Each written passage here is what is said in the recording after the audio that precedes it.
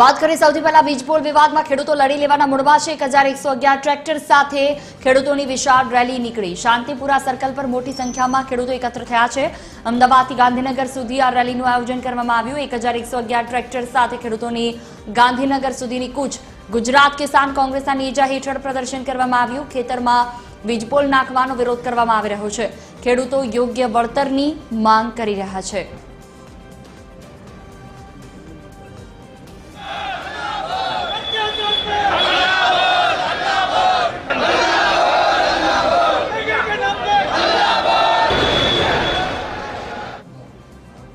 વધુ માહિતી સાથે સંવાદદાતા આયુષી યાજ્ઞિક જોડાશે અમારી સાથે। જે આયુષી, ગાંધીનગરમાં ખેડૂતોને પ્રવેશ પ્રતિબંધ મૂકવામાં આવ્યો છે।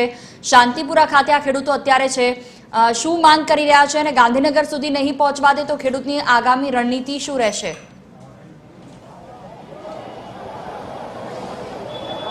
બિલકુલ જુહી, જે રીતે આ રેલી છે તેની શરૂઆત હવે થોડીક જ વારમાં થઈ જવાની છે। ટ્રેક્ટરોની સાથે આ રેલી ગાંધીનગર જશે।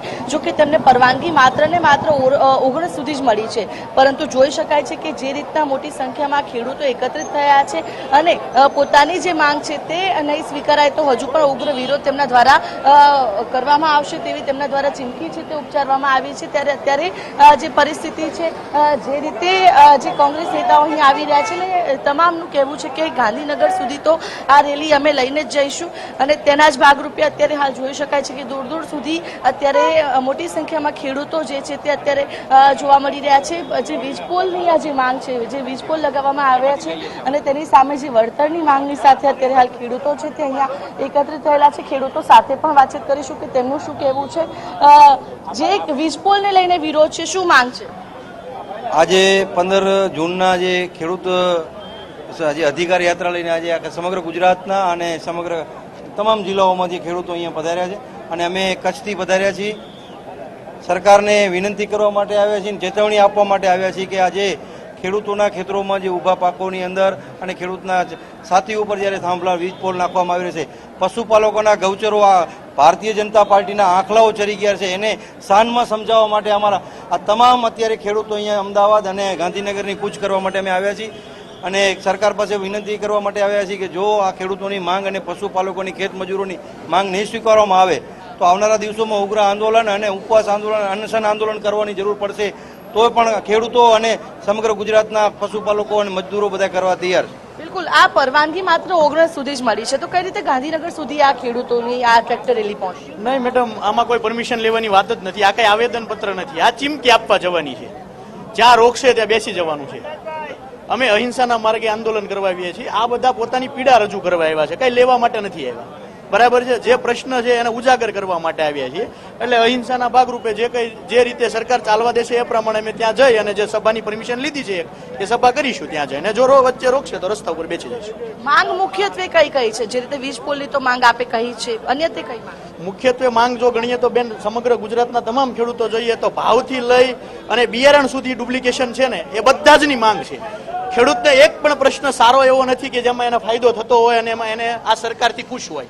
એ ભાવની વાત હોય, ટેકાની ખરીદીની વાત હોય કે પછી આપણે પાક નુકસાનીનો સર્વેની વાત હોય, એ બધા જની વાત હોય। આજે ખાતરની પણ વાત કરો તો ખાતરમાં પણ તમે જુઓ ડબલ ભાવ થયા છે, પણ ખાતરના 700 ના 2200 થયા છે। એટલે મહત્વની વાત એ છે કે બસ ખેડૂતોના મુદ્દા છે, કોઈ બીજો કોઈ શિડ્યુલ નથી કે કોઈ પછી ગુમરાહ કરવાની પબ્લિકને વાત નથી। માત્ર ને માત્ર વાત ખેડૂતની છે અને એ શાંતિથી સરકારને સાંભળવી જોઈએ અને આ પ્રશ્નનું સોલ્યુશન કરવું। બિલકુલ, એટલે કે ખેડૂતો જે છે અત્યારે જોઈ શકાય છે કે આખો જે શાંતિપુરા સર્કલ છે તેને ફરતે ખેડૂતો જે છે તે અત્યારે એકત્રિત થયેલા જોવા મળી રહ્યા છે।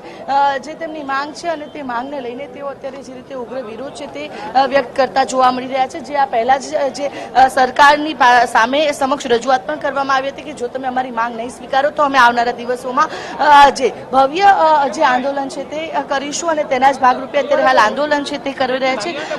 અમિત ચાવડા છે આપણી સાથે, તેમની સાથે વાતચીત કરીશું।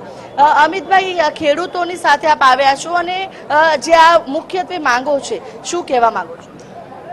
આ ગાંધી સરદારનું ગુજરાત છે ને, ગુજરાતમાં પહેલા અંગ્રેજો પણ જ્યારે ખેડૂતો પર અત્યાચાર કરતા હતા, શોષણ કરતા હતા, ત્યારે અહીં સરદાર સાહેબના નેતૃત્વમાં એની સામે સત્યાગ્રહો થયા છે।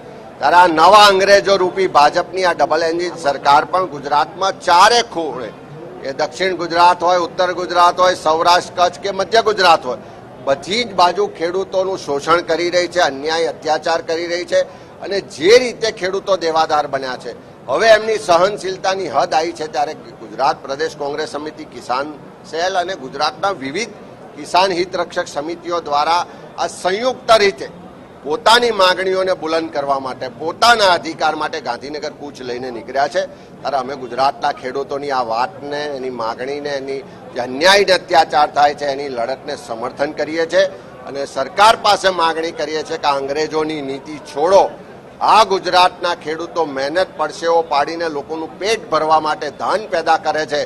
એ કિસાન જ્યારે બિચારો બાપડો થતો હોય, એના ખેતરમાં વીજ કંપનીઓ, મોટા અદાણીને ઉદ્યોગપતિઓ જબરજસ્તી જમીનના કબજા લેતા હોય ને પોલીસ એને લાકડીઓ મારતી હોય, ગુજરાતનો ખેડૂત દેવાદાર થયો હોય અને ખાતર બિયારણ ના મળતું હોય, એની ખોટી જમીન માપણી થતી હોય, તો આ મુદ્દાઓની, એની માગણી, લાગણીને વાચા આપવાની વાતને સમજો.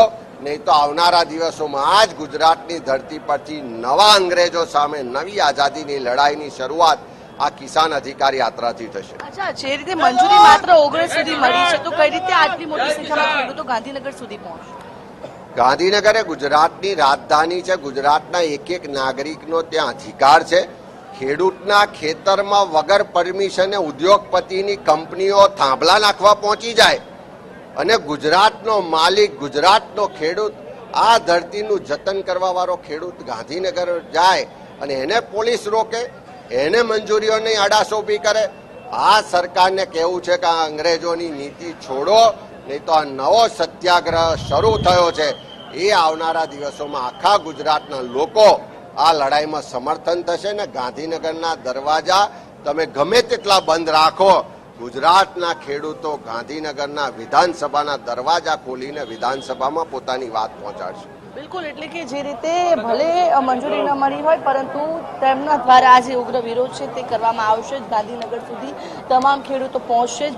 ભલે પરવાનગી ન મળી હોય, લડી લેવાના મૂડમાં હાલ ખેડૂતો જોવા મળી રહ્યા છે, જે માટે મોટી સંખ્યામાં આ જે ખેડૂતો છે એ શાંતિપુરા સર્કલ ખાતે એકત્રિત થઈ ગયા છે અને હવે અહીંયાથી જે રેલી સ્વરૂપે તેઓ ગાંધીનગર સુધીની જે આ પોતાની માંગની લડત છે તેમાં તેઓ આગળ વધશે. જુવી બિલકુલ, કેટલા વાગે શરૂઆત થશે આયુષી આ રેલીની? અને બીજી તરફ કે જે રીતે તમામ જે ખેડૂતો છે તે લડી લેવાના મૂડમાં છે, તેઓ કહી રહ્યા છે કે જ્યાં સુધી જવા દેશે ત્યાં સુધી જઈશું, નહીં તો પછી ત્યાં જ ધરણા કરીશું. ન માત્ર ગાંધીનગર કે અમદાવાદ, કચ્છ અને ભુજથી પણ ખેડૂતો આવ્યા છે. એટલે કહી શકાય કે આ આંદોલન પહેલેથી ખબર જ હતી કે સોમવારે તેઓ ગાંધીનગર સુધી પહોંચશે અને એટલા જ માટે દૂર દૂરથી લોકો પહેલેથી જ અહીંયા આવી ગયા.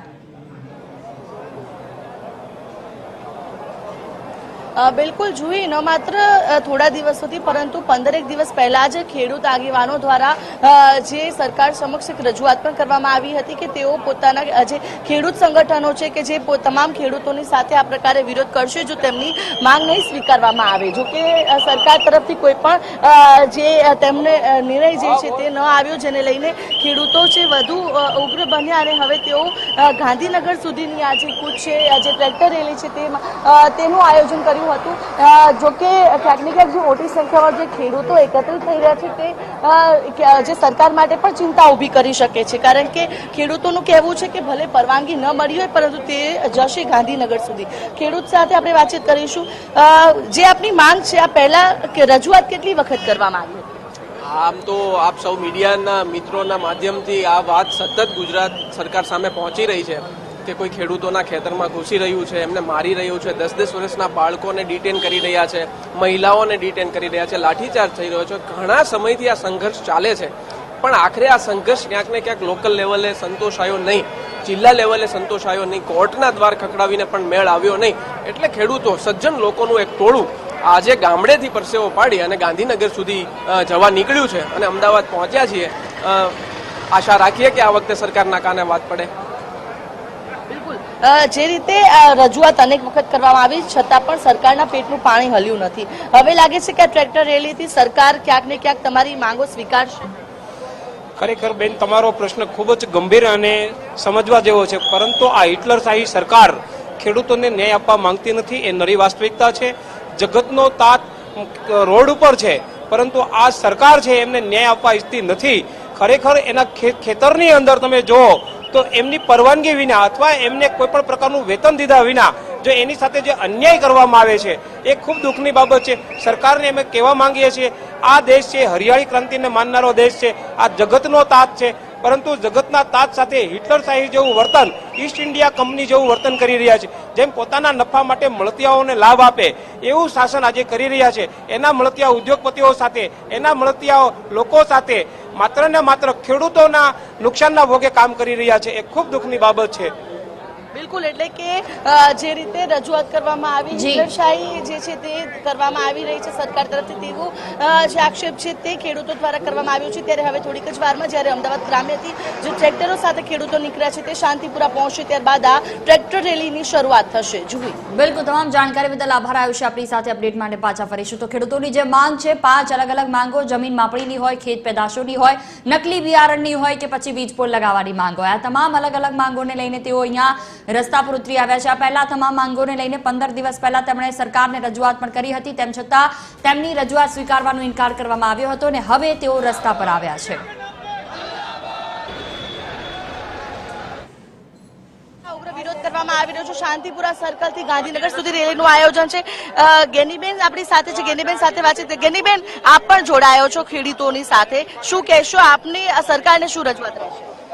ખેડૂતોની જે માગણી છે વીજ પોલ માટેની હોય, એના વિવિધ પ્રશ્નો હોય, આ તમામ જે 5 માગણીઓ છે એ 5 માગણીઓ સરકાર સ્વીકારે અને ખેડૂતોને ન્યાય આપે, એ જ અમારી એમની પાસે માંગ છે. સરકાર કહે છે કે વળતર ચૂકવે છે, જો કે ખેડૂતો ના પાડી રહ્યા છે. શું આખી સમસ્યા શું છે? એ એમની મરજી પ્રમાણે ખેડૂતોને વળતર ચૂકવવા માટેની વાત કરે તો સ્વાભાવિક છે કે ખેડૂતો લેવા માટે તૈયાર ના હોય. આજે ભારતમાળા રોડ હોય, રેલવે હોય કે જ્યાં જમીન સંપાદન કરવામાં આવે છે અને વીજ પોલમાં જેટલી પણ એને લેન્ડ આપવામાં આવે, જમીન આપવામાં આવે, એને સંપાદન નથી કરતા. અને નથી કરતા એટલે એવું કહે છે કે અમે એના ભાવ આપી શકીએ નહીં. ખેડૂત બિનખેતી માટે જમીન આપવા માટે તૈયાર છે, પણ એની માગણી પ્રમાણે એને વળતર મળે.